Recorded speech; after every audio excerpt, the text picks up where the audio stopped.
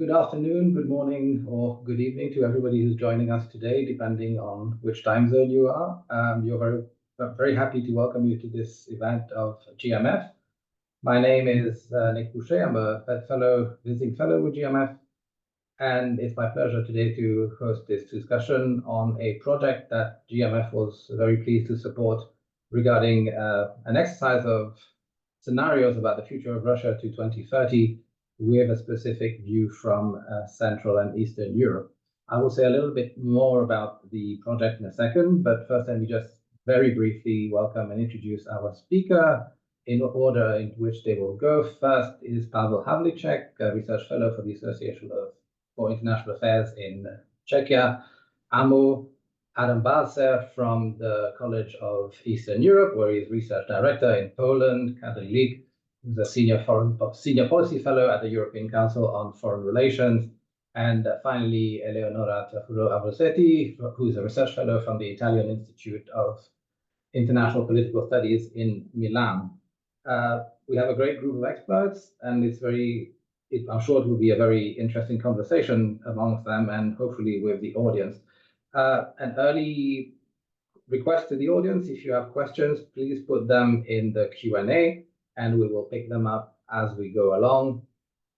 Now, we only have two of our speakers, Eleonora and Kadri, until about 4:30 Berlin time, so for about 1 hour. So we will try to be fairly prompt in our discussion to give them as much time as possible to intervene while we have them. We can certainly go beyond that time also for further conversations with Pavel and Adam. As I mentioned, this project was an initiative from AMO, the Association for International Affairs, and in collaboration with the College of Eastern Europe, and GMF was very happy to support this exercise and to follow it along. And this is, in a way, the final point of that process and that collaboration. This is also in some connection with our Rethink CEE fellowship, of which Pavel is a fellow of a class of, I think, 2022, possibly, if I remember correctly. The Rethink CEE fellowship is a fellowship for young, up to 35 years old, policy analysts, thinkers, academics, activists, NGO workers from Central and Eastern Europe to try and encourage new voices from the region to address policy issues in the most broad sense that affect the region, both regionally, but also in sub-regions or at the country level. And Pavel was one of our second or third wave of fellows, and we are now going to be advertising for the 2025 fellowships later this year. So by all means, if you are interested in applying and you are young enough and from the region, or if you know people who fit the bill, by all means, please look out for the GMF website later this year. It's a very useful and interesting fellowship to take part of, and it is a very interesting group of alumni that we have built over the last few years. And it's a good community to be part with in the context of research on policy issues in Central and Eastern Europe. I don't want to talk too much more. How we will do is Pavel will speak first and introduce a bit more the project and the scenarios that were built. Then we will go to Adam, who will then go a little bit more in depth in terms of the policy implications of the scenarios and of recommendations, both for the Central and Eastern Europe as a region, as countries, and also for the wider European and transatlantic community. We felt when this idea was brought to us as a potential project, that it was a very interesting and important and timely occasion to encourage a Central and Eastern Europe specific conversation about the many scenario exercises that have been taking place about Russia, especially since February 2022. There was a process which I won't go into in great detail here because it's not directly relevant. It included workshops that took place in Prague and in Poland, many individual also consultations that were conducted by Pavel and Adam and their colleagues. This was then brought together in this paper, and we are now doing dissemination events, and Pavel and Adam will also be bringing this to the different parts of the region, but also outside of Central and Eastern Europe. On that basis, I think I will go back to you, Pavel, straight away, so you can talk maybe not so much about the process and the rationale, because I think it should be fairly obvious in the context of Russia and Central and Eastern Europe, the security and foreign policy imperatives that are involved, but also maybe to explain more briefly why the scenarios approach, and then maybe outline the 5 scenarios, and then we will take it from there. Thank you. Thank you so much, Nick, for your kind introduction and also outlining the whole setup of the process, because that was a process that took more than a year. And I'm very happy that we are finally here presenting to you, dear audience. I will just mention 2 more remarks, actually, before jumping straight into our scenarios and 5 policy options that we discovered and elaborated on during the process of our work. First of all, we were aiming for the year of 2030, when the so-called mandate of Vladimir Putin should end. So we are looking for several years of period during which we foresee many things happening. So this is first of them. And a second one, and Adam will then speak about that later, is actually that what we tried to actually bypass and somehow go around was the current rather stalemate type of debate about Russia, which is typical for the current basically that defense and deterrence posture, Western countries supporting Ukraine for the time being, and for Russia taking and considering that as a static object. But of course, this is far more than that. And the mutiny of Yevgeny Prigozhin last year actually showed very nicely how much more complicated the dynamics inside of Russia is. And this is what we really wanted to point our attention to, and also include on board the policy and decision-making circles within the wider West, in order to actually somehow stimulate the public discussion about what to really do with Russia, because the talks about the Western countries missing any kind of strategy is something that we really consider as detrimental, and that's why we wanted to stimulate this kind of conversation. So that's my second remark, and I will now already go into the five policy options and 5 different scenarios, which I will try to describe briefly, in which in each of the scenarios you will discover, when having a look at the publication, which was already published at the page of GMF, AMO, and also KEF just today, you will discover 2 pairs of information that might be actually important to explain. First is the 2 factors that we were orienting ourselves when placing these options on the so-called map, that we created within the nexus that we have created within our thinking. First was the level of authoritarian rule perceived from the centrality of power inside of Russia, and the second was, in fact, an isolation factor, in which Russia can be either looking inwards or being very much outward looking, both in terms of spreading the authoritarian practice, but also communicating, for example, with Western countries. So these are 2 important issues that we match always in each of the cases with a set of enabling factors, enabling preconditions, in fact, in order to, for the given scenario to actually take place. Because in this current very complicated reality that we are seeing inside of Russia, we really had to establish certain bars in beyond which and with the use of which the scenario options can be actually played out. So that's actually important to say. One more thing that I will mention before jumping into the first one is that you will find in the scenario options 2 very important factors, and these are no strangers to you. This will be the result of the war of Russia against Ukraine and big part of the West. So how this will actually unroll, and what we will see as a result, if the war continues, if the war is ended, which direction it goes. And a second one is, in fact, determining the level of unity within the West. And this will be always very important if the West is basically siding together, and there is a unity across the Atlantic Ocean on these issues when approaching Russia, or there is some kind of turbulence, and that will be also important for our scenarios. And Ada will then later tell you more about the dilemmas from which we will be also basing our recommendations. So to jump straight forward into our scenarios, the number one, which we called after Putin, a shift to domestic focus and Western re-engagement.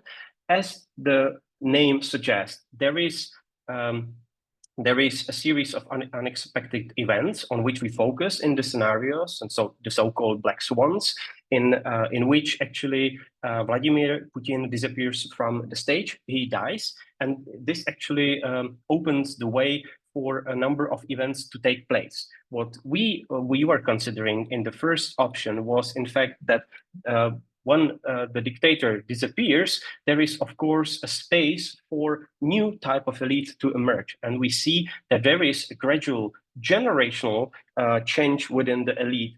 And when Russia is still being dragged into the war in Ukraine, while this is happening, anybody who comes after the dictator will actually seek some kind of legitimacy and additional powers, and this, for the new type of leadership which would be coming after Putin, could be the legitimacy, could be sought and also found potentially in cooperation with the Western countries. So that is actually something that we tried to work with within the first scenario. So dictator disappearing, then conditions being different ones inside of Russia, and of course, after realizing that there is no point in suppressing the Russian population anymore, then there needs to be some kind of compromise done with the society, potentially also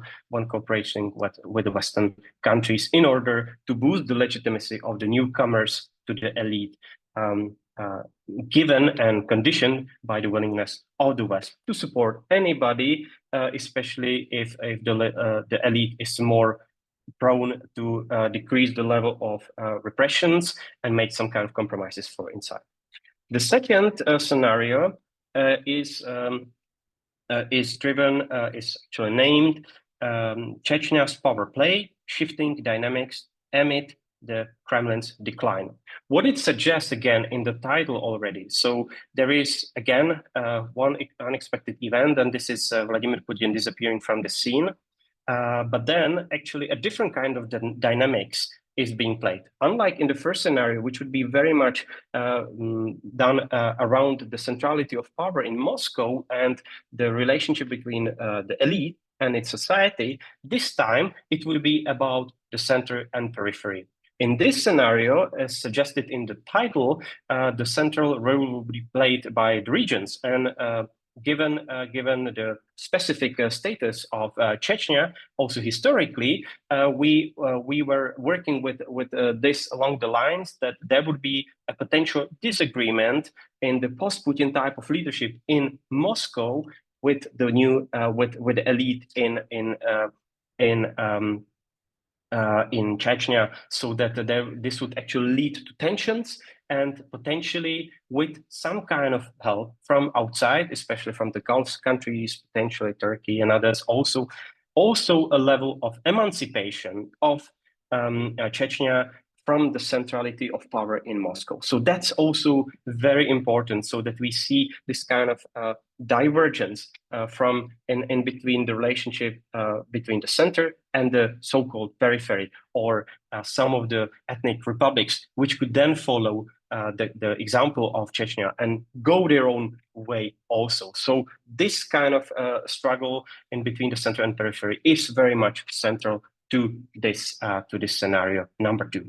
The number three, called Russia's pivot amid Sino-American confrontation, is actually played along different lines. And again, as the title suggests, we might see a much higher level of engagement of the Communist China, People's Republic of China, in support of Russia. This would be, again, conditioned by stepped-up confrontation between the Chinese Communist regime and then the Western countries, headed by the U.S. Sort of confronting the U.S. leadership, not only in the Indo-Pacific region, but also more broadly. We could see potentially escalation around Taiwan. That is something very much on the map already today, given the time span that we determined quite possible that this might take, and a fully fledged confrontation between the Chinese Communist regime and the Western countries headed by the United States would also unleash the potential for Chinese support of the Russian war against Ukraine, which would be, in this kind of a course of events, eventually won by Russia, because the West would be very much fragmented, and the US looking in the direction of Indo-Pacific, the Western countries trying to cover up for the loss of US support to Ukraine, but of course very much struggling when it comes to keeping up the pace and supplying Ukraine with all the necessary equipment, especially if we are seeing some turbulent developments both on both sides of the Atlantic Ocean. In the United States, maybe a much more isolationist type of leadership might emerge, and also on the European continent, with possibly Marine Le Pen again taking power. Number 4, Russian stalemate, consequences of Ukraine's success, again goes in a different direction. It is one of the optimistic scenarios from the Western point of view, given that there is a consistent support of Western countries towards Ukraine, and a gradual loss of Russia in Ukraine in terms of the war atrocities, and Ukraine winning back a big part of the territory and pushing Russia back. This would indeed mean a big defeat and a PR disaster for Putin. But in our scenario, we are foreseeing that Vladimir Putin would be actually staying in power, so that he would not be toppled by other leaders and the broader Verkhovka type of leadership in the Kremlin, but of course he would be much more weakened. What would emerge would be a high level of factionalism and the different parties fighting each other. So Russia would be much more focused inside than outside, and this would, under certain conditions, allow some kind of emancipation of the domestic public again to make benefit of this kind of situation. But as we foresaw, as I mentioned, we would not see in the scenario Vladimir Putin departing, but rather staying weak, and people around him actually taking over gradually. And finally, Ruski Mir is not yet lost. So this is a scenario, this actually incorporating another of the countries of Eastern Europe, which is Belarus, in which we are actually foreseeing that again, with given the consistency in Western support for Ukraine and a gradual pushback against Russian aggression in Ukraine, the Putin's leadership would need some kind of victory in this case. And the victory could be, in a sense, when perceiving and having a look at the developments inside of Belarus, where we have ever weakening dictator, again, aging dictator of Alexander Lukashenko, which at one point might be actually toppled by Russia, and the so-called union state between Belarus and Russia being much more instrumentalized and eventually leading to Russia completely taking over Belarus, which would essentially mean that there could be some kind of trade-off between Russia and the West in the direction, you West take Ukraine, us in Russia, we are taking and solidifying our control of the Belarusian territory. Both sides basically being somehow satisfied with this, given the condition again that West would be weakened by the ongoing war atrocities and problems that there would occur on the way. So I will probably end right here, Nick. Sorry for speaking a little longer, but I felt that this might be actually of the interest to the audience. As I mentioned, there was we foresaw a number of unexpected events, the so-called black swans, so that we worked with that a lot in order, again, the West and ourselves in the policy and decision-making community not to be caught off by surprise in different types of situations that we try to describe in our scenarios. I will end right here and will be happy to continue then elaborating if there are any questions, comments on this. Thank you. Very much, Pavel. Thank you very much, and good timekeeping. So that's not a problem. There's an awful lot. The big subject. It's a big region. There's many different big futures also possibly involved. So just to reiterate, feel free, anybody in the audience, to post comments or chat or questions already in the chat in the Q&A function. We won't get to them just yet, but it's never too early to get them in. Adam, if I can just go back to you, I mean, just to follow up on the second part of the project and the paper in terms of setting out what the policy implications are and jumping on from that and developing from that what the recommendations that you have come up with through the process of this project. Thank you.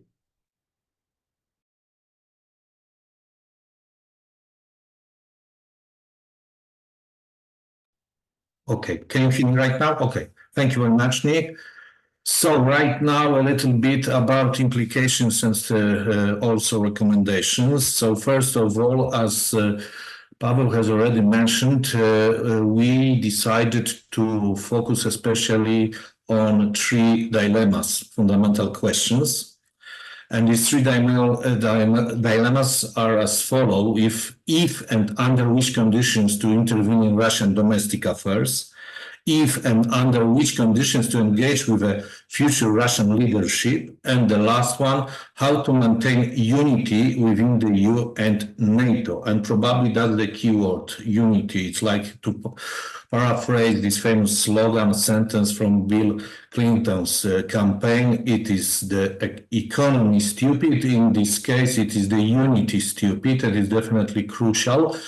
Let me maybe at the very beginning clarify the issue. What does it mean, Central Eastern Europe, how we define this region? So definitely this term in our case, according to us, covers countries who are the members of so-called the Bucharest format, the Bucharest 9, so stretching from Estonia, then Latvia, Lithuania, Poland, Czechia, Slovakia, Hungary, Romania, and Bulgaria. Of course, these countries are members of the NATO and they joined the EU in 2004, 2007. Of course, we can include also Croatia and Slovenia to this category. And I'm not going to discover America or invite the wheel. That, of course, these three dilemmas are of crucial importance and are very relevant for these countries because, of course, the geography matters a lot, the location,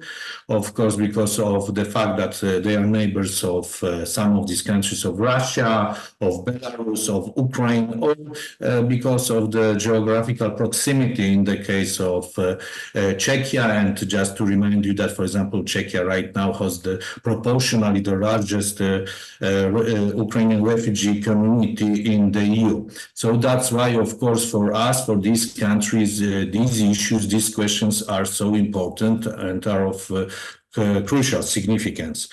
Of course, in that case, just please remember that the entire policy paper, the main text has something like 12 pages. So, of course, don't expect from us that we really had an opportunity to dive very deeply into details, that we, in fact, we presented some kind of framework, certain main ideas which should be developed. Nevertheless, definitely these three fundamental dilemmas questions are of, as I would like to underline, are not only related to the fact that Russia represents for these countries, in our opinion, a fundamental, vital threat to their national interests, sovereignty, security, and even in certain cases, independence.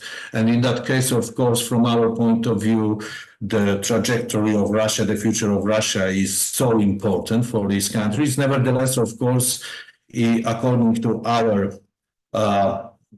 evaluations, assessments, we strongly believe that, of course, these issues are the future of Russia is also strongly intertwined with the domestic developments, internal developments in our countries and also in the EU and the NATO. And in that case, of course, we are very outspoken on this issue that we are afraid of certain negative developments concerning political systems in our countries and also in main key EU and NATO member states, including, for example, the US or France, and to a certain degree, of course, a much lesser degree, Germany. These countries are crucial, and of course, their future is also very important. That's maybe it's very basic and obvious for you, but sometimes I think we should recall these basic things. Then a few words about policy recommendations for the CE countries and then for the EU and the NATO. So we believe that, of course, we should recognize the reality and accept the fact that, of course, the region, the CE, is deeply diverse. If you compare societies and political elites, their attitudes, approaches to the war, to Ukraine, to Russia, you have a really wide scope of different positions, sometimes, of course, clash of interests, of policies, sometimes within our societies, you can observe this kind of contradictions and tensions. So that's very crucial regarding the future of the region, that what we need very badly is, in fact, to overcome this, or at least to try to find some lowest common denominators among ourselves. I know that sometimes you can accuse us that we are naive, that's some kind of wishful thinking, but nevertheless, we think we should try at least to establish some coalitions of the willing. Of course, especially countries like Baltic states, Czechia, Poland, Romania, these countries especially, they should try to be as assertive and proactive in the EU and the NATO concerning debates on common strategy towards Russia, on the future of Russia, of course. And in this case, we need to be constructive, innovative, and of course, to present some concrete ideas, plans concerning the future of Russia and these various scenarios. Of course, in that case, we need also to pay attention to future Russian elites and Russian diaspora, which is located in our countries and generally in the EU and the NATO. And here, of course, I would like to stress that, underline, that's very important for me, that we need to reflect much more than right now the countries, Russia's ethnic and regional diversity, taking into a consideration that we have non-Russian nations of Russia, and we have also migrants, people of migrant background in Russia, and we need to engage these communities, their representatives, much more in discussions about the future of Russia. And we also strongly believe that, of course, if we need to achieve at least a partial democratization of Russia, some positive developments of Russia, we need to engage these people, because Russia should become finally a genuine federation. And of course, in that case, we need to be a clear and consistent advocates of the integration of Ukraine, Moldova, maybe in the future Georgia and even Armenia into the EU and the NATO. And of course, here, of course, I believe that the best pupils in the class are probably Baltic states concerning the military, economic, and financial support for Ukraine proportionally to the size of their economies. And of course, that's the benchmark for the region as such, because still there is a quite huge room of improvement and we can perform better. And of course, we should also take into consideration and reflect on our own weaknesses, biases, some prejudices concerning Russia, its future, its history, identity, and so on. I'm coming from Poland, so as you know, for instance, in our country, even serious people can talk a lot about Genghis Khan, Mongols, this kind of heritage legacy concerning Russia, calling Russia's Asians, despots, and so on. So in that case, of course, we need also to think critically about this issue. And finally, we need, of course, to consult more, to organize more meetings of officials and discuss within the region on this issue. That's also a window of opportunity for us to persuade the reluctant actors in the region, like Slovakia, like Hungary, for instance, to refrain from open opposition to the mainstream Western position on Russia. And then we are moving to the EU and the West and policy recommendations for them. So again, the unity is of crucial importance for us. We think that we need to be united in order to respond to developments in Russia, negative and positive ones. And of course, in that case, a transatlantic dialogue on the future of Russia is of really key significance, in our opinion, that we need, in fact, in that case, the EU sometimes must take the lead in this dialogue, since, in fact, for us, for Europe, the future of Russia is much still more important than for the US. In the case of some negative developments, we will be affected the most, of course.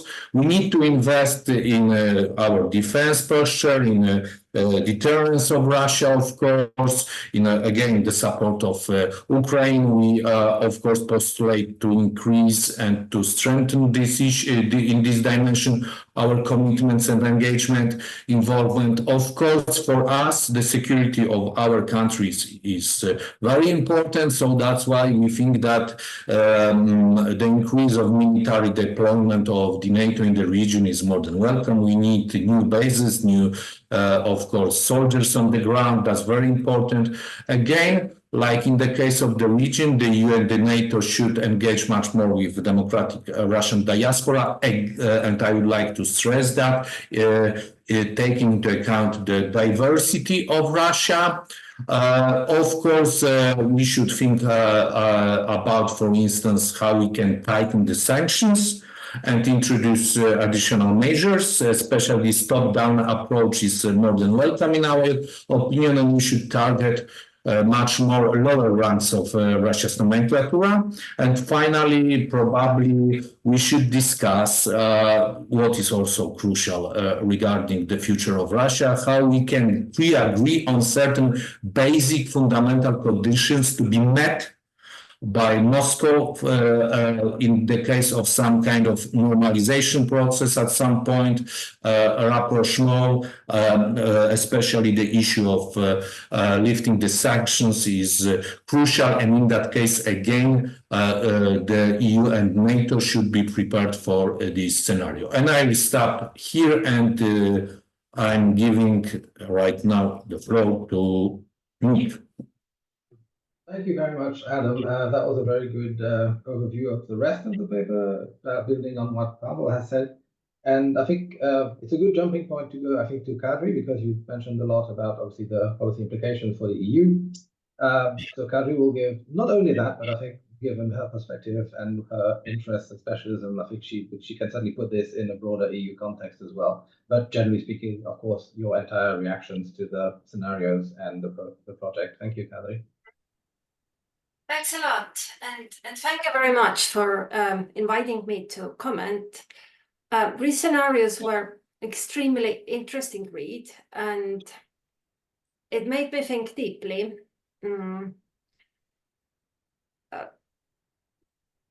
Because it sort of communicated to me that we are all maybe much more influenced by our experiences than we actually think. I see it on myself.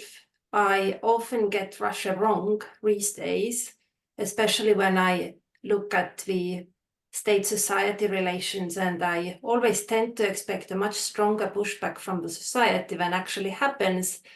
And then I feel miserable, misled, failed as an analyst. And I realized that that is because I spent my formative years during Perestroika era. That shaped my view of Russia. And back then, society, but also intelligentsia, were much more powerful forces with their own views and voice than in today's Russia. So actually, I even undertook a somewhat larger research to think it through and to help myself to come to terms with new realities. I felt I was not living in 21st century. And to be honest, I see also a lot of impressions from the past and even past trauma in these scenarios. And just to highlight a few issues where I disagree with, or I question some of the assumptions. The whole assumption that a weakened Russian leadership will want to reach out to the West, not least because society demands that is compromise between the Kremlin and society. I'm not sure of that at all. I mean, why would they reach out to the West? They are much more likely to be helped by powers other than the West. And I don't think society demands that either. Maybe a certain layer of elites for whom West was convenient place to go as tourist, and that is now complicated. Then the whole nature of separatism, I think that replicates the experience of 1990s when we saw republics threatening to secede, to break away. There was a huge war between Chechnya and the central Moscow. Why would Chechnya want to secede now? I mean, they have such a hold over Russia and resources supplied by the Kremlin that is very convenient. Where would they go and why? I think, their leverage over Moscow enhances their position in the Islamic world, their connections to the Islamic world actually make them a factor in Moscow. And as long as they play it well, and as long as Kremlin is not entirely impoverished, but I don't think we can foresee impoverishment on the level of early 90s.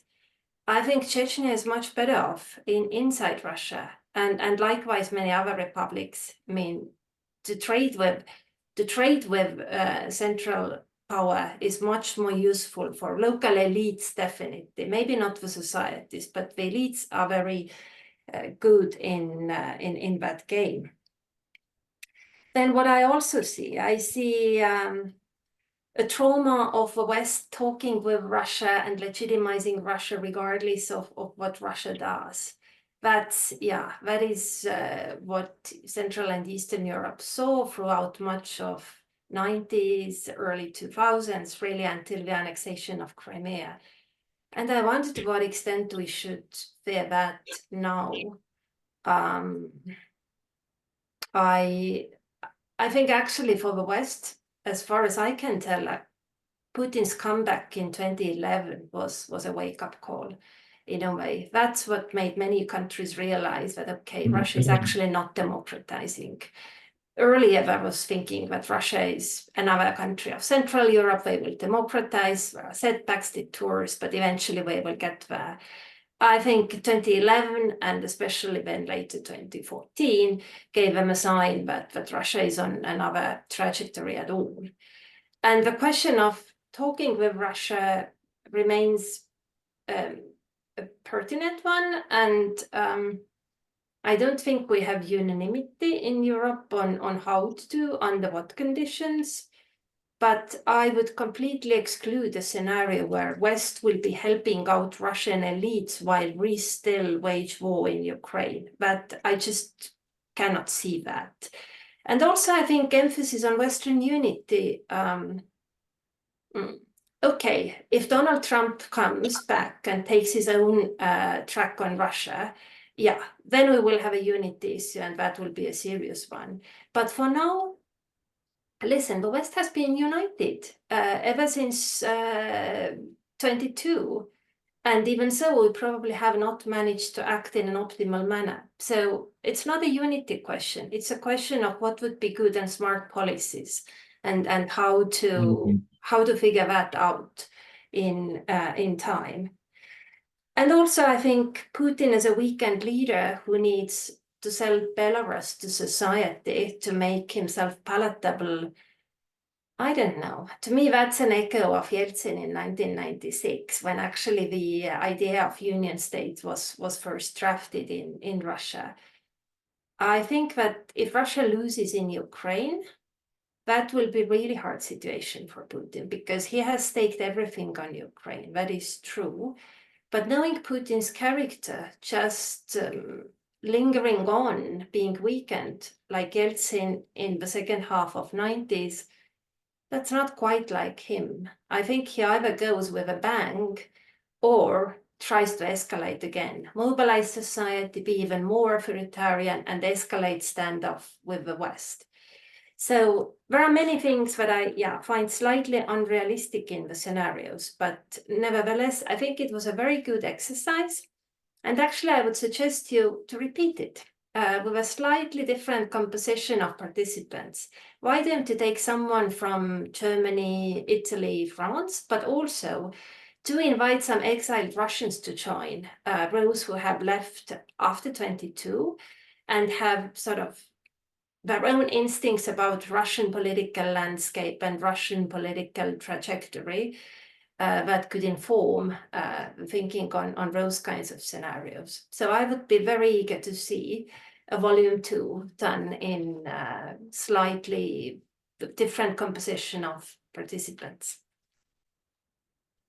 Thank you very much, Kadri. Just as a quick note, not to preempt anything that Adam and Pavel might say, but in the process, at least in some of the discussions, we did include some Russians experts, so not necessarily exiles in the literal sense of people who were there as exile or immigrants, but from experts who are now outside of the country. So there was also a voice from that perspective involved. But thank you for your suggestion. I'm sure that it will be taken on board very eagerly by Adam and Pavel for future reference and for future work. On that note, I think I'll hand over to Eleonora and maybe give us a little bit of a perspective, also a little bit from the other parts of Europe, shall we say, on top of your general reactions to the project in the same way. Thank you. Yeah, so I will start straight from the last point that Kadri mentioned. We need this exercise made at a wider European level, because this was one of the main points I had noted down. It's very good to have a viewpoint from Central and Eastern Europe. It's good to have your leadership. Actually, I think one of our when I say our, I mean, Southern European original sins was to ignore the threats coming from Russia that you were pointed to. And I would encourage, people and analysts and politicians from your region not to do the same with our perspectives and the fears, because sometimes I feel that finding this lowest common denominator that Adam was talking about is very difficult. We have a very different risk perception in here, which is normal. It's geography. I mean, our airspace doesn't get violated by Russian jets. We haven't had any history of being invaded, at least in physical terms, by Russia. So I think we must find this lowest common denominator before we turn to the US and we establish this transatlantic dialogue that you very rightly say it's important to have in the report. Just on this, a very short anecdote. I was in Riga before the summer, and I was asked more or less the same. I was tasked with the same thing, to give the perspective from a Southern European state. We have a totally different understanding and risk perception in Italy compared to any of the Baltic states or any of the of Poland or of Finland, because we don't feel, the average Italian doesn't feel we are at war. Of course, there is relatively high support for Ukraine, but we just don't feel we are at war with anybody, while of course the perception is quite different in your region. So going back to the report, I won't repeat many of the things that were said already. Just say I really liked the methodology that you chose. I myself wrote a policy paper on the future of EU-Russia relations and recommended first to have this exercise made in Brussels at the European institutions level, because it's really important. And what I would do, you mentioned two factors that you wrote for every scenario: the level of authoritarian rule and the level of international isolation. Now, reading the report, it came across that more than level of isolation for Russia was more like level of isolation from the West, which I think is, as Kadri said, it's an important variable, but probably it's not even the most important one. I would suggest to include two more factors for every scenario: the level of likelihood and the level of threat that the scenario poses to the West. And then one very good thing that I really liked, despite, of course, the very little amount of pages that you had, you managed to highlight the need to reflect on your biases. And I think everybody, of course, has biases, but it's very good to acknowledge and to reflect on them. And this is all the more important since many of us Russia experts cannot actually go to Russia at the moment. So one thing that I also feel very strongly about is, reflecting on my own limitations, writing about Russia without traveling to the country, because at least I am not doing it. One thing that I would recommend regarding the recommendations is to expand the point on engaging with the Russian diaspora. I would be much more concrete, and I would also highlight the dilemmas that this engagement with the Russian diaspora poses. In other words, how do we strike a balance between very rational national security preoccupations and letting a border open for Putin opponents of people fleeing from Russia? Because the border is closed for, like, when it comes to many countries in the region to Russians. How do we strike a balance between providing a safe space for Russian exiled media, for example, and being sure that they don't hurt our sensitivities or they don't break the law? And I'm thinking now about Dost, TV Rain in Latvia being shut down in December 2022. And so there are a lot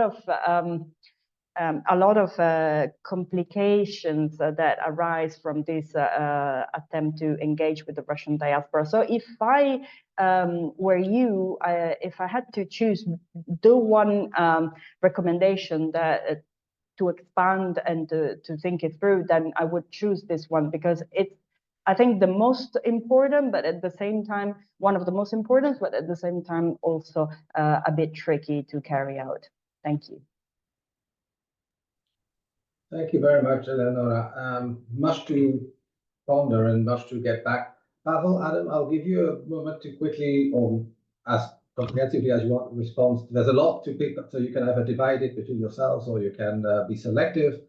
There are also questions in the chat which are lined up to go, but please, from the audience, feel free to add some more.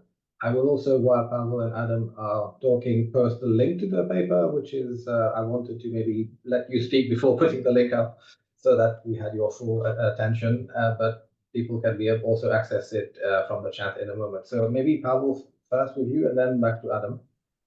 Thank you so much, Nick. I just wanted to go back to some of the points, and thank you so much for all the comments that Kadri and Eleonora actually made to us. It's really useful and of course stimulating, and it would be indeed interesting to have another iteration of this and to go further. And we are considering how to do it and which parts to expand on.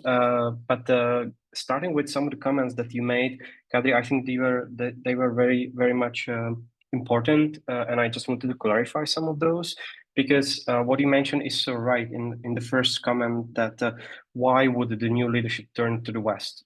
It wouldn't, but in the course of events that we tried to describe, following a certain order of events, when you wouldn't have Putin to rely on, you wouldn't have repressions with depleted resources when engaged in the war in Ukraine, working against the domestic public, which would start feeling the economic consequences of the war atrocities more and more.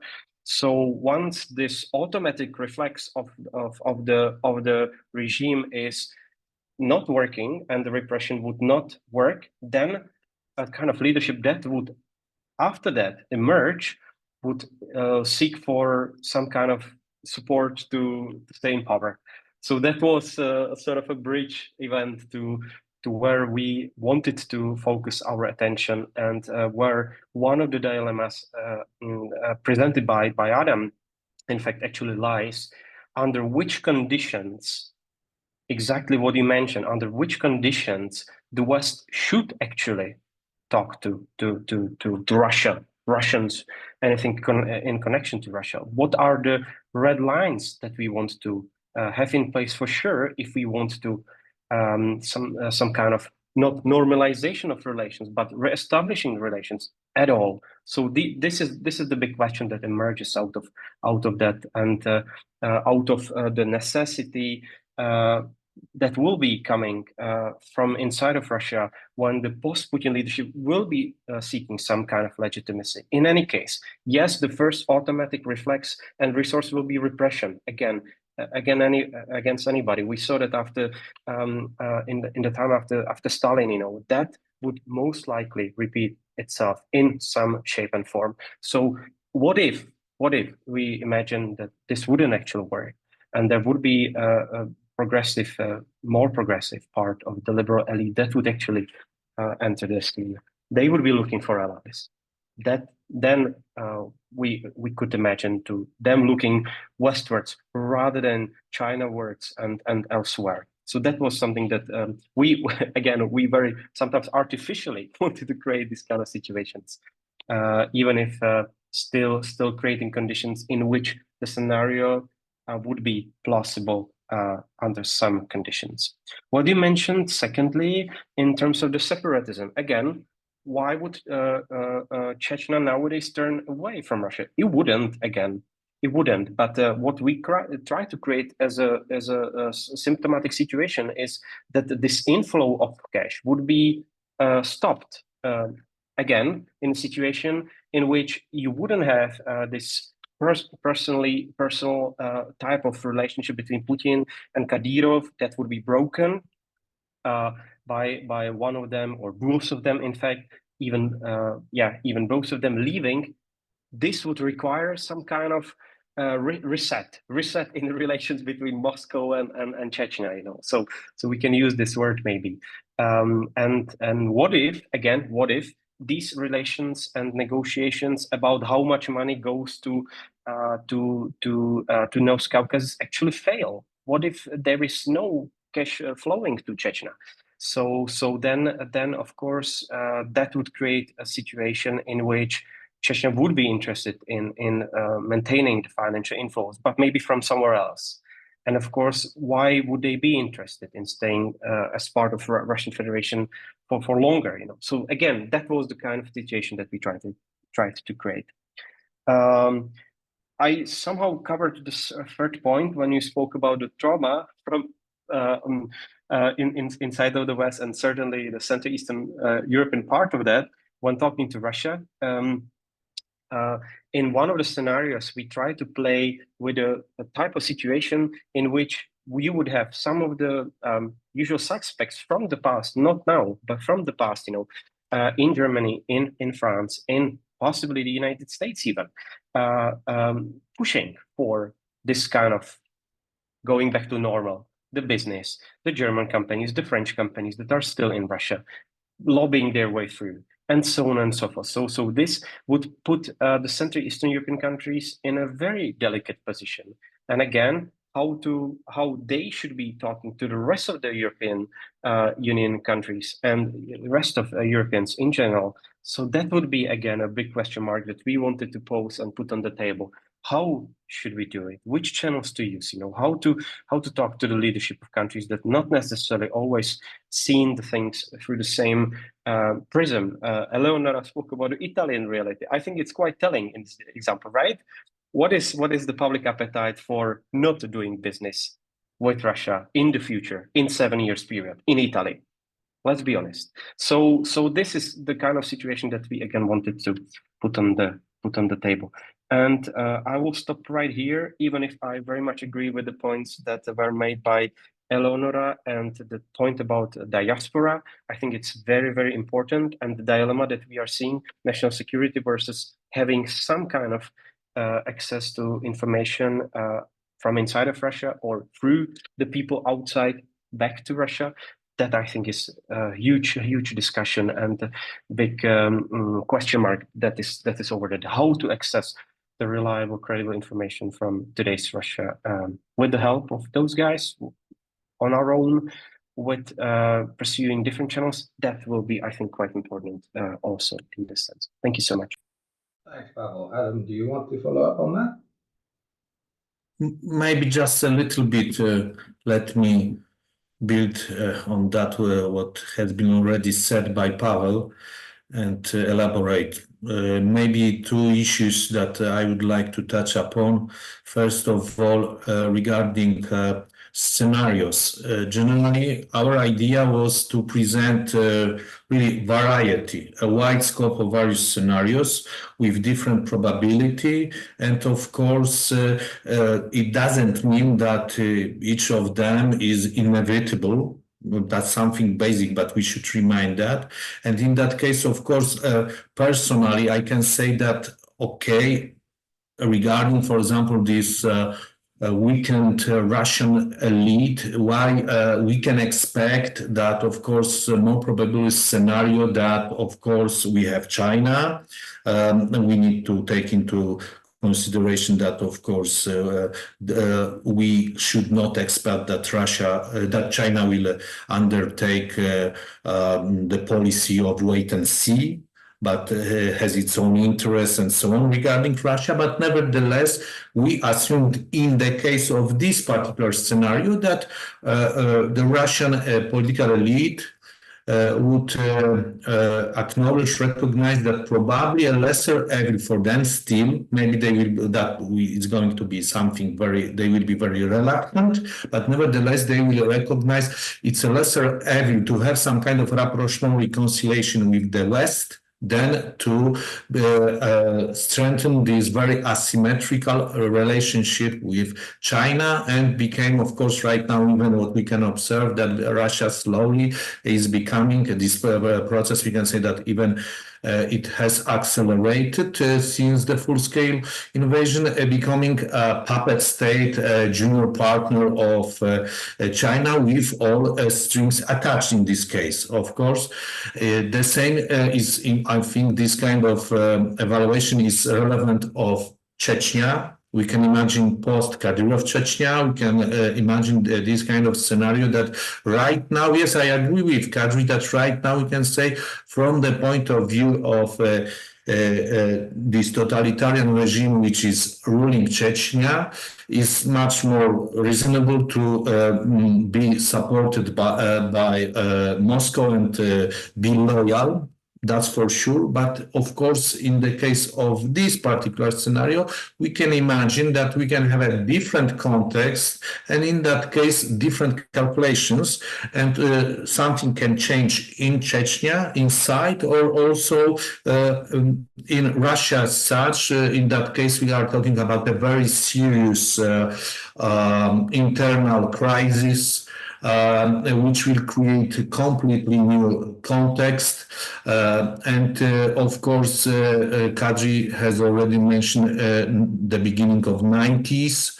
Yeltsin's area, and again here we can mention that at that time it was the usual suspects that at that time experts foresaw that we could expect a conflict in Czechia, and it happened. There were also huge ethnic riots against Russians, for ethnic Russians in Tuva, for instance, and that was also the usual suspect. And Tatarstan as this republic that raised the issue that we officially, formally declared independence. That was not recognized. So in that case, of course, my point is that I think that we should think in such a way that situation is that something very obvious and basic, very dynamic, and we should take into consideration different factors and fact that these calculations of certain actors can change to a large degree. That's my point. Thank you very much, Adam. I'll take a couple of questions from the chat. Some of them I think you've sort of touched upon in the discussion, but I think they could be also maybe elaborated or taken into certain directions. And they both, I think, touch on the question of the importance of unity, which one of the member of the audience raised. I would also possibly, I mean, we've talked about possibly the unity question in the sense of within the EU, between Western, Southern, Central, and Eastern Europe. I would also actually ask the question of the unity of purpose and of thought within CEE, which, at least from our organization's point of view, is a very broad region, which goes from the Baltics to Baku. So it's we can see it's many countries that are involved there. And I connect that. We also have a question in what is the role of the concept of intermarium, which plays into this, which you don't necessarily have yourself to answer, Adam, because it's a Polish concept. But you also have talked about the different, I think you mentioned the Bucharest Nine. So within that constellation of many Central and Eastern European countries, we see permutations and potential alignments or realignments, or if you don't want to go to the level of calling division. But clearly we have countries like Hungary, which is particular positioning. We'll see Slovakia under a certain government, but also countries basically like Bulgaria after one of its elections. So this, can we interrogate a little bit this question of unity, and also in a very practical terms, that question of like what formats for policy towards Russia? Because is it purely then a question of bilateral country level policymaking or EU level policymaking? But there's a lot of potential formats and initiatives that are either existing or potentially could be created to do this. So I think if we could like address a little bit more this question of unity within the, at least within the CEE countries, broadly, very broadly defined. I don't know who wants to go first. Pavel, I think you're maybe we can start with Adam this time, because I know that he spent a lot of time on this unity and also intermarium. So first of all, I think that still, in fact, I wanted to raise this issue. I forgot to do that in my previous intervention, that I think that really the unity matters a lot. It should be taken for granted. In the case of our policy paper, in fact, we have this perspective until 2030. So in that perspective, this unity is even more important that right now. I think it's of crucial significance because of the developments that I mentioned in, for example, in the US, in France, also in the region, in the Central European countries, that we can see certain serious challenges to the unity. And in fact, I think that we got used to this unity after 2 years, but still you can see serious cracks. And also during these 2 years, that was sometimes quite challenging to convince our societies engaged in dialogue with ordinary people and encourage them to support certain difficult decisions. So I think it's at the first glance something basic, but it isn't obvious, this unity.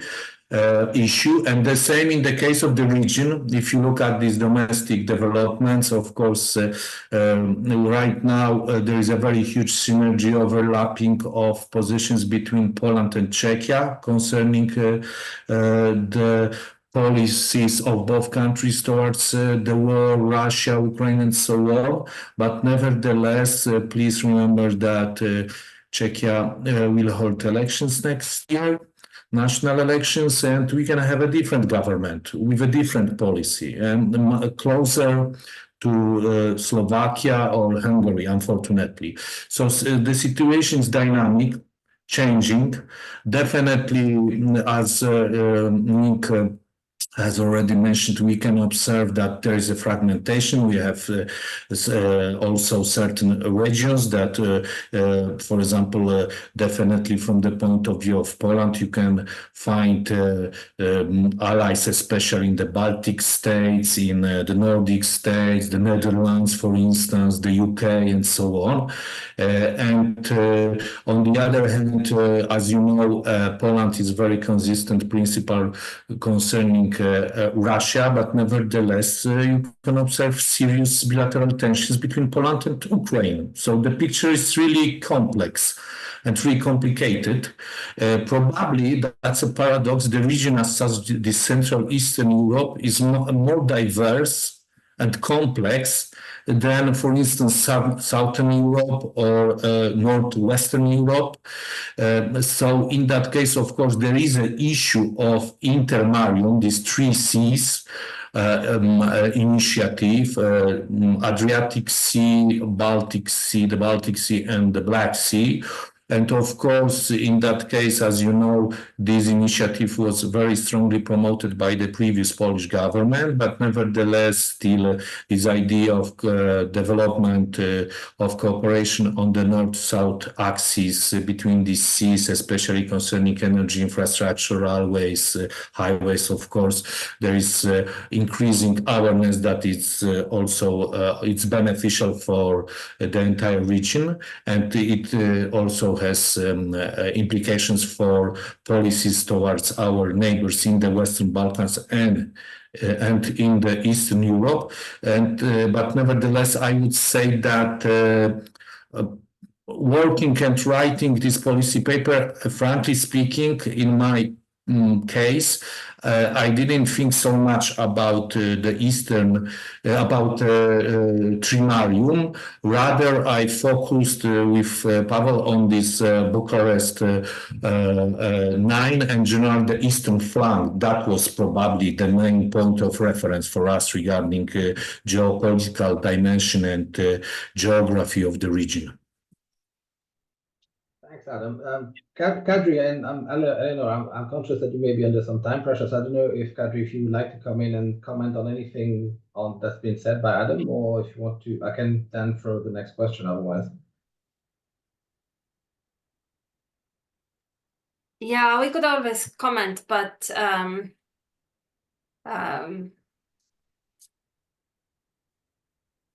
just one remark that in response to my comments was said that new Russian leadership needs legitimacy and the West would be the source of it. I think a lot will depend also on what the West will be like. I mean, are we any kind of source of legitimacy for anyone, even least Russia? And also a capacity to shape anything in Russia. I would question that too. But otherwise, yeah, better go to the next question. Otherwise, we could spend the whole evening in nice conversation. Absolutely. I see, it's good. You mentioned the West, so that will give me a good jumping point. Because Eleonora, we have a question in the Q&A regarding BRICS. And I think that also connects a little bit to the point you were making about the question of who is isolated from whom, a little bit in the methodology and in these discussions, which I think is a very crucial point. So I think that connects also to the broader geopolitical alignments that are on the other side of the equation for Russia. So I wonder if you could maybe take a little bit more. And of course, we had a question of the enlarged BRICS, of the much greater non-Western groupings taking shape. and also possibly one particular country, which I know you know well, which is Turkey, which is a very crucial element in this because it is very much in a pivotal position between these different conformations. So maybe you could talk a little bit much more about this. Exactly. Well, I think there has been a lot of discussion about the BRICS being an increasingly cohesive group and an increasingly attractive group for other countries. But I think sometimes these two things are mistaken for active support for Russia. I don't think that the two things should be equated because simply because for many BRICS countries, almost all BRICS countries that refuse basically to break ties with Russia, the relationship with Moscow is simply pragmatic. It makes sense. Their prism from which they see the relationship is the prism of national interest. Doing business with Russia, buying heavily discounted oil and gas. This is something that for them is not necessarily does not necessarily contrast with their own the broader geopolitical positioning. So they think that, I mean, as things stands, of course, as things stands, and if there is no nuclear escalation, for instance, that would force them to choose a side, they think they can go on in this ambiguity. And this is exactly the situation for Turkey, which also wants or is interested in joining the BRICS, and is also one of the only NATO member who's observing in the Shanghai Cooperation Organization, which is this Russia-China-led organization, very active, especially in Central Asia, but that too is expanding, right? And Turkey is a particularly interesting case, not only because, you know, it's the country that I know best, but also because, contrary to India or China, for instance, Turkey took a very clear stance from the very beginning, condemning the annexation of Crimea in 2014, how Russia was persecuting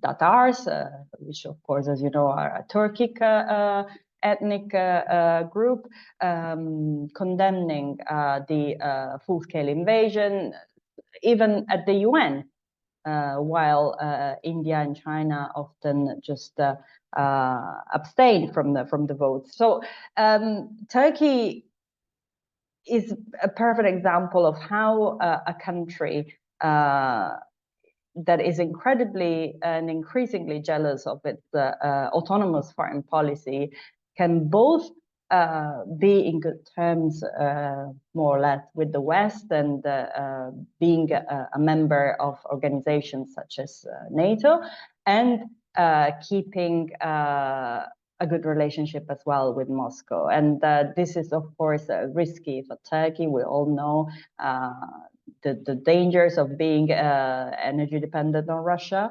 But, you know, for the time being, this is something that makes sense for Turkey, for other BRICS countries.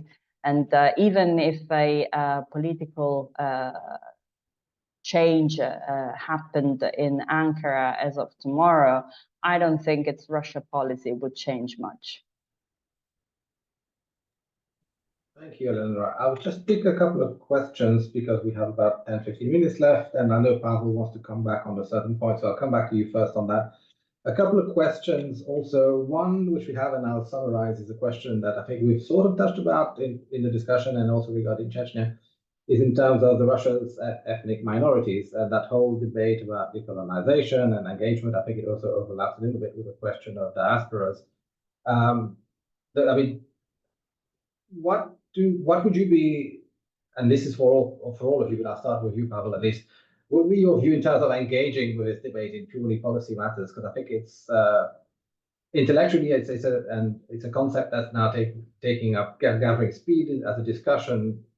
In practical terms, in the context of saying what to do with Russia over the next 5-6 years, I mean, do you see for the Central and Eastern Europeans and for the rest of the Western community also ways of engagement with this in practical terms into the question of decolonization and ethnic minorities?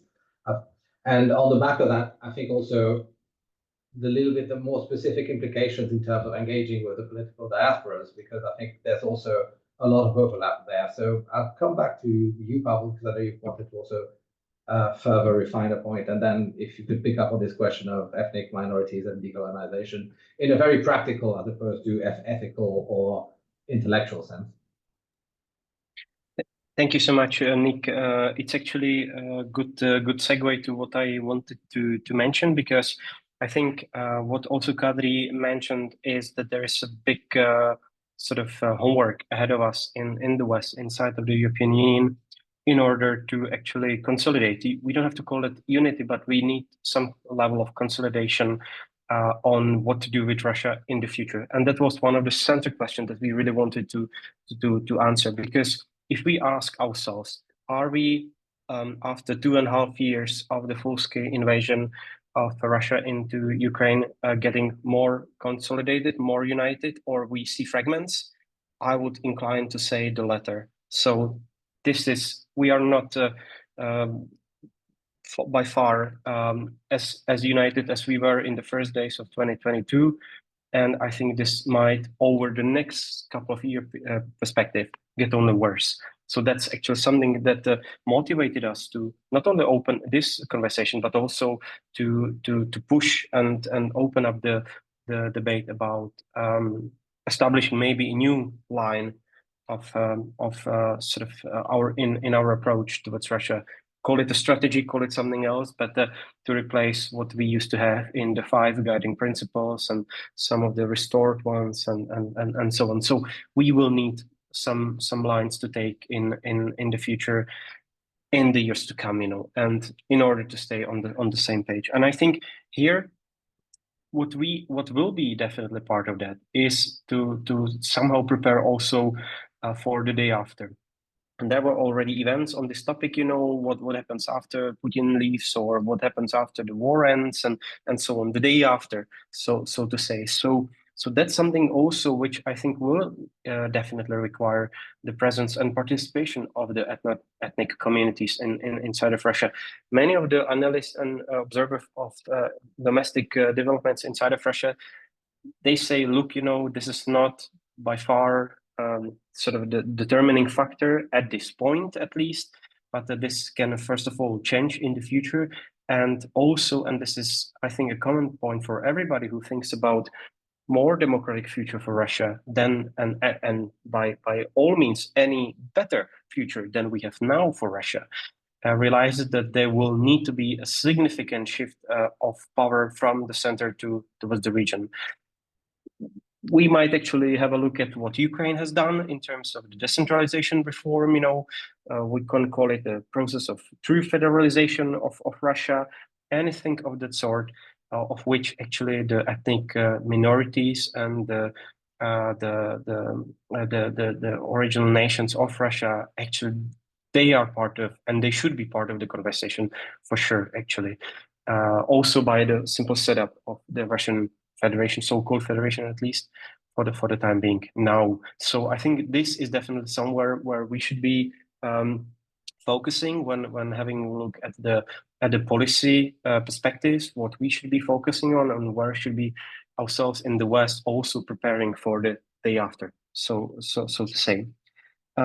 One more thing that I wanted to actually mention, or 2 points, if you allow, if I may come back to what Eleonora mentioned actually about how the study can be further improved and moved further.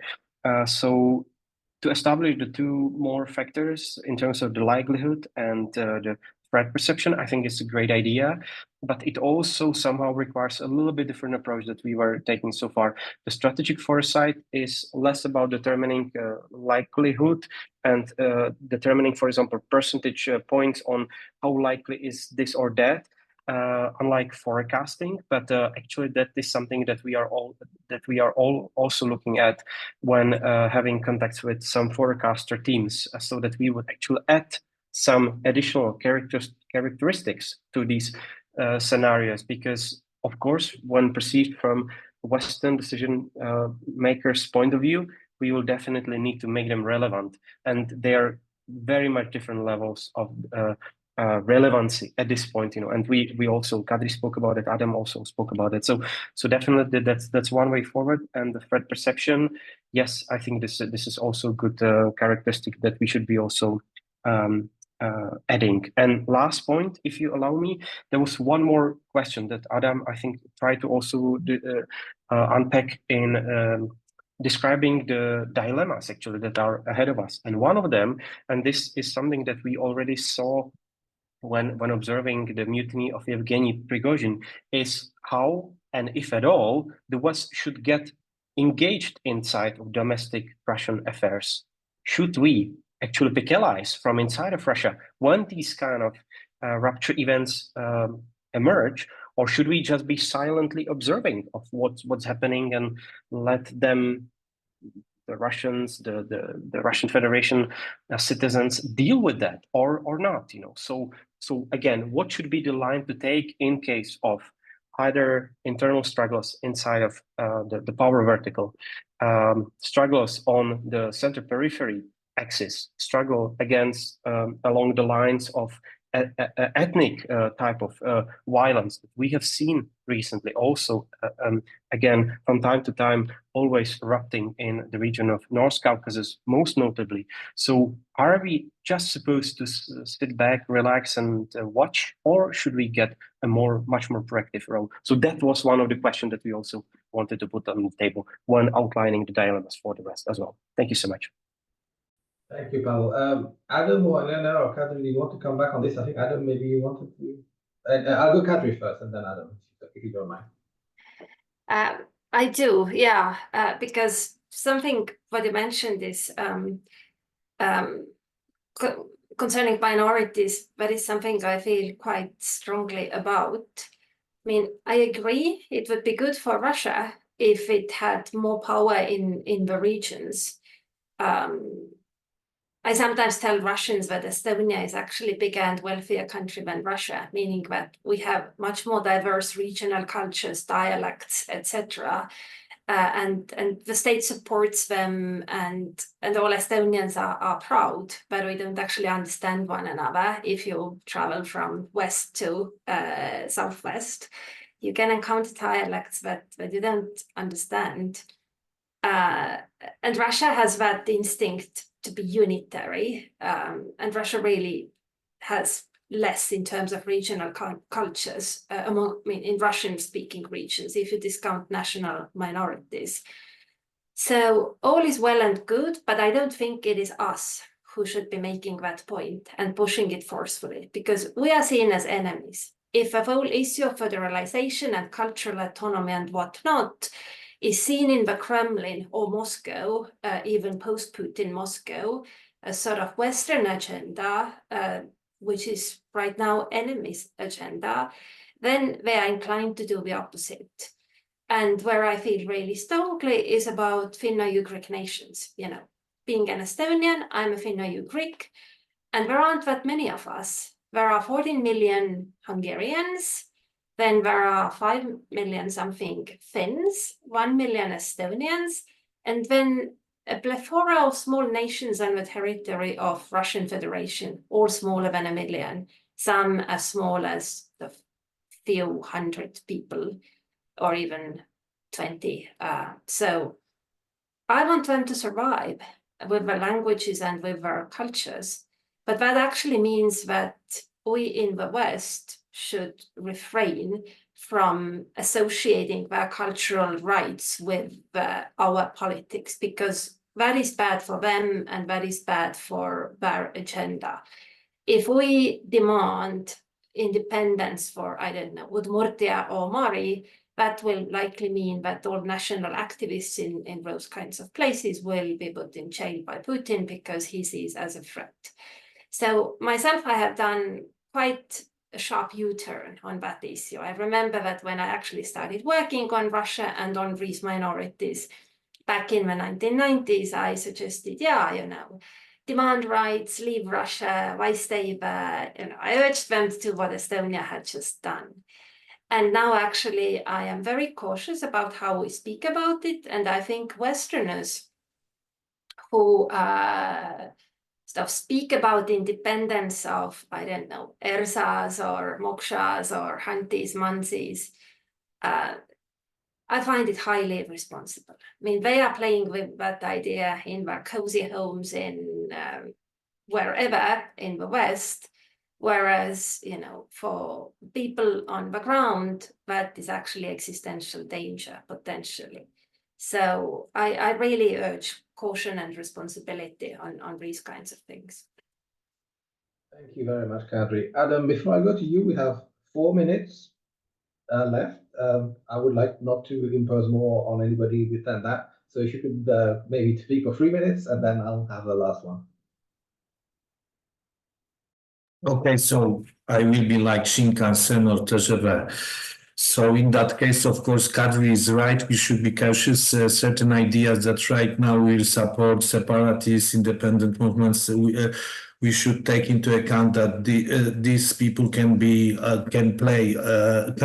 the price for this kind of ideas, collective responsibility, so sort of collateral damage. Nevertheless, of course, at the same time, again, we should prepare ourselves that very often in the history of Russia, we can start from the beginning of the 17th century, the time of troubles, then after the First World War, during the Second World War, and then finally the dissolution of the Soviet Union. Of course, Russia, and that's crucial, and we should stress, underline that again and again. The current federation of Russia is not like the Soviet Union concerning the ethnic composition. That's very important, just to remind you. And the same in the case of the Tsarist Russia, which both countries, the Tsarist Russia and the Soviet Union, were much, much more ethnically heterogeneous than the current Russia. Nevertheless, we can prepare ourselves that in the certain conditions, some kind of regime collapse,